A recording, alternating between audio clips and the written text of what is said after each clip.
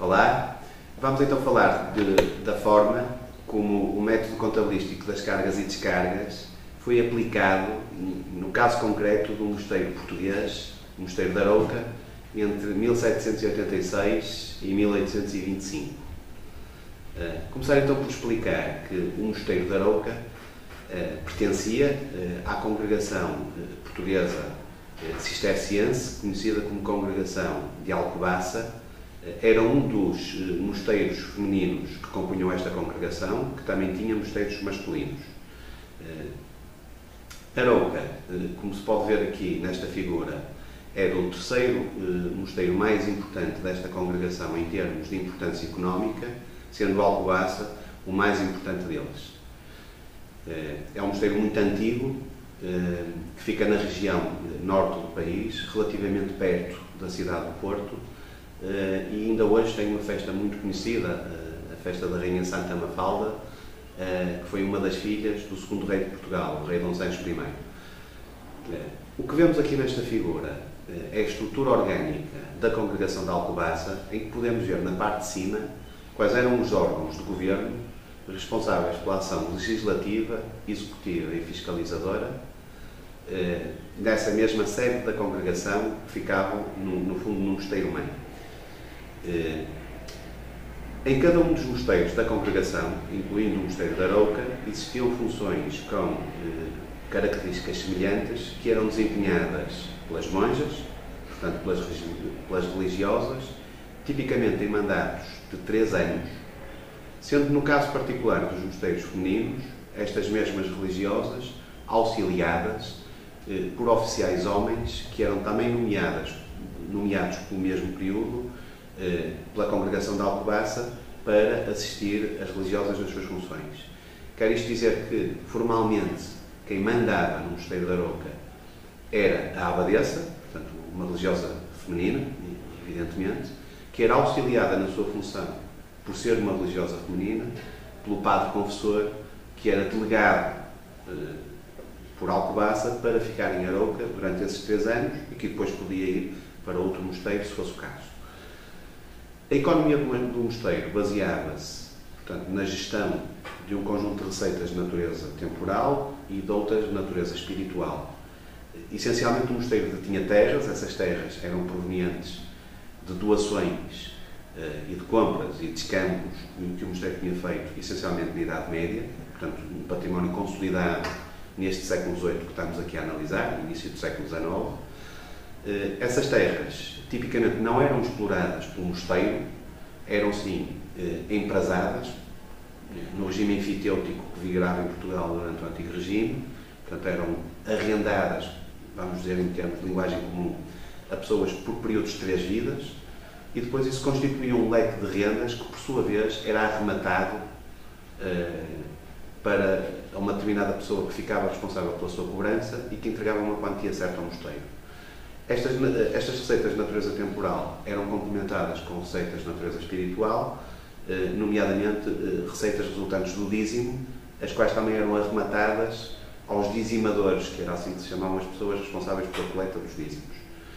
As despesas fundamentais deste mosteiro estavam relacionadas com a sustentação da comunidade monástica e com obras no próprio mosteiro e com uma componente que normalmente associada à Igreja, mas no caso das congregações regulares era bastante menor, que era a caridade. Portanto, por ordem de importância, estavam em causa o sustento da comunidade, obras no próprio mosteiro, esta questão da caridade, e esqueci-me de mencionar uma 4ª vertente que é importante, repasses de dinheiro para a Santa Sé.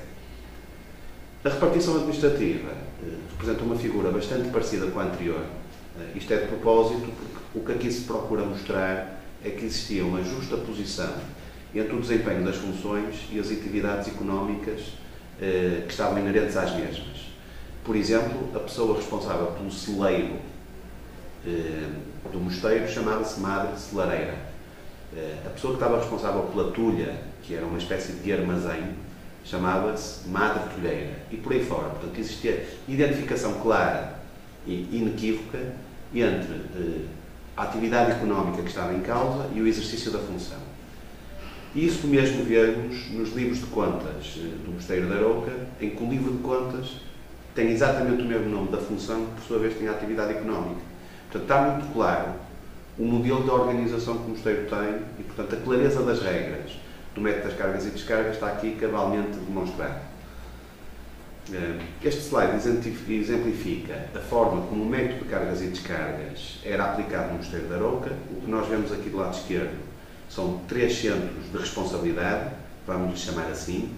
Temos um padre procurador que recebe receitas do exterior e as repassa às madres bolseiras responsáveis pela tesouraria, que por sua vez recebem essas receitas e as repassam a quem, por exemplo, tem que comprar cereais para uso na cozinha do mosteiro. Portanto, vemos que cada um destes centros de responsabilidade tem um saldo inicial daquilo que lhe estava confiado, tem um conjunto de receitas, tem um conjunto de despesas e fica responsável por apresentar o saldo final. Existem unidades de medida diferentes, no caso dinheiro ou alqueires, as quais são objetos de homogeneização através de medidas standard. Do lado direito, vemos no fundo a consolidação destas contas que permite construir as contas de cargas e descargas globais, as quais eram preparadas pelo padre feitor com periodicidade regular. Este slide permite-nos mostrar o que é possível fazer com a informação produzida pelo método de cargas e descargas. Vemos aqui, em períodos de tempo relativamente longos, a forma como evoluíram as receitas e despesas e também o efetivo da comunidade monástica. É perfeitamente possível ver que no final deste período há um declínio das receitas, que está perfeitamente documentado, é uma característica do final do Antigo Regime, e ele é acompanhado por um decréscimo do número de efetivos, porque existia um objetivo desta congregação, essencial à sua perpetuação, que era a existência de um equilíbrio entre receitas e despesas. Portanto, no caso de baixarem as receitas, tinham que baixar as despesas e isso era feito à custa da não admissão de novas religiosas. A apresentação das contas do Mosteiro da Arouca manteve-se na sua essência inalterada, não obstante foram criadas contas para eventos específicos, como por exemplo a beatificação da Rainha Santa Mafalda, que falei no início desta apresentação. Foi um evento único, digamos assim, alguma coisa que aconteceu de extraordinário e, portanto, foram criados livros de contas, de receitas e despesas próprias para esses eventos. Neste slide procura-se mostrar o aspecto original que as contas do Mosteiro da Arouca tinham, na sua formulação mais resumida, e do lado esquerdo apresenta-se a representação em português dos nossos dias desse mesmo folio. E, portanto, em jeito de conclusão, o Mosteiro da Arouca realmente cristaliza bastantes das características que normalmente vemos associadas ao método de cargas e descargas. Podemos dizer que o método servia, no caso deste mosteiro, em primeira instância para o controle e salvaguarda em sentido estrito dos bens do mosteiro, o que era feito através do controle cruzado dos centros de responsabilidade, criados em harmonia com a economia do mosteiro. Objetivos subsidiários que eram atingidos por este método consistiam na avaliação do desempenho numa base trienal e na ponderação sobre as variáveis-chave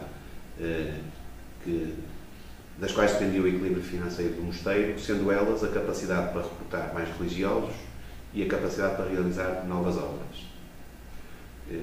Finalmente, deixo-vos algumas sugestões de bibliografia sobre a aplicação do método de cargas e descargas aplicado a organizações semelhantes ao Mosteiro da Arouca. Muito obrigado.